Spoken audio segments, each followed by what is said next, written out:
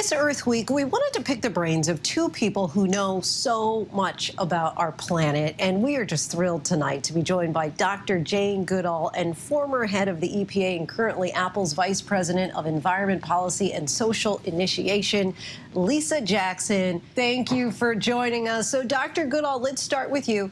Apple is now partnering with your Roots and Shoots program, which helps young people around the world become empowered and compassionate citizens. What's your reaction to the many young people who are really stepping up to confront the climate crisis? Well, my reaction is one of thanksgiving, because we have to rely on the young people and their energy, their passion, their commitment. And, you know, our program began back in 1991. And the values they acquire in the Roots and Shoots program, they've taken with them. So we now have people in high position, high decision makers who are helping to change the planet and move us in the right direction. And partnering with Apple in this is very, very exciting. I can imagine. And Lisa, nearly everyone has a cell phone, many of them iPhones by Apple. Dr. Goodall recently recycled her iPhone with you at an Apple store, as you know. People always ask what they can do. Walk us through the importance of recycling a cell phone. Well, you know, our iPhones contain almost 100 different chemicals from the periodic table, and we'd like to get as many of those back. We want materials from our current phones and our past phones to be used to make the iPhones of the future. And this year we're really proud because nearly 20% of the materials used in 2021 was recycled materials in our products. So we have 20% recycled materials. We want to see that number continue to grow. And the only way that happens is if users and customers bring back their devices at the end of their life. Dr. Goodall, you are, of course, so meticulous in making sure that you limit your footprint here on Earth, something that you advocate that each of us does and does well. Why did you decide to partner with Apple? Well, because, first of all, I use an Apple laptop, and it seems that because of Lisa, really, Apple really is trying to do its share of limiting its footprint on the planet. And, you know, so many businesses are just ramping forward and not caring about the long-term environmental protection as much as short-term profit.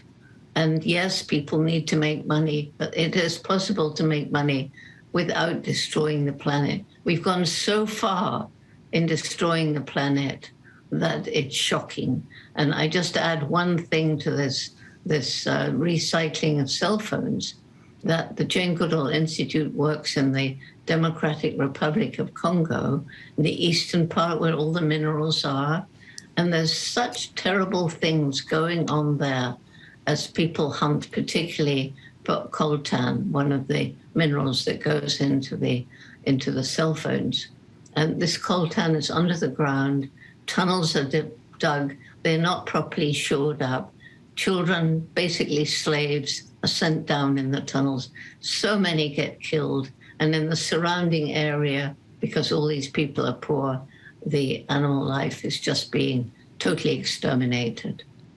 And Lisa, we just heard Dr. Goodall really ringing that siren of alarm. And we've all seen the dire UN climate reports, code red for humanity, they say. The window seems to really be quickly disappearing as far as change is concerned. Apple, of course, operates all over the world, and among many environmental promises has pledged that all products will be fully carbon neutral by 2030. What more do you feel that Apple still needs to do? Well, we have to move from doing what needs to be done to showing leadership about what can be done.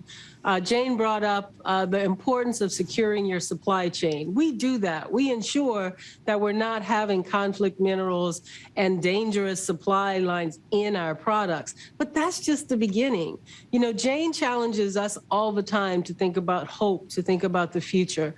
So we've said, you know what, we'd like to see all of our products made with all recycled and renewable materials so that we break this chain between making new wonderful devices for the future and having them cost the planet or people in terms of supply chain or environment or labor problems. We feel like we have to lead and show the industry a new way to go. So there's tons of work still to do. We're really proud of what we've done. But what I love so much about Jane, Dr. Goodall, is that she challenges us every day to think more about the future, and she never lets us give up hope. Those two things together are the most powerful device, the most powerful thing we can do for the planet. And Lisa, you mentioned hope. Obviously, we see that book over your shoulder, Dr. Goodall, that says hope. And Doctor, you recently celebrated your 88th birthday. You've been advocating for our planet for your entire life. I'm sure you get asked this a lot, but on this Earth Week, what gives you hope that humanity will be able to pull itself out of this climate crisis? Well, you know, my reasons for hope are the energy, commitment, and determination, and very often the courage of young people. And that's, you know, our program is in over 65 countries around the world and growing. And then secondly, if you give nature a chance, it's amazingly resilient. So if you take some of these places where coltan and other minerals have been mined to make things like cell phones and so on, then give that place time and it looks terrible. Nature will reclaim it and biodiversity will return. So many scars to be healed, but we thank you both for what you are doing, the efforts and steps that you're taking to save our planet. Dr. Goodall and Lisa Jackson, we thank you both so much for your time. Thank you. Hi, everyone. George Stephanopoulos here. Thanks for checking out the ABC News YouTube channel. If you'd like to get more videos, show highlights, and watch live event coverage, click on the right over here to subscribe to our channel. And don't forget to download the ABC News app for breaking news alerts. Thanks for watching.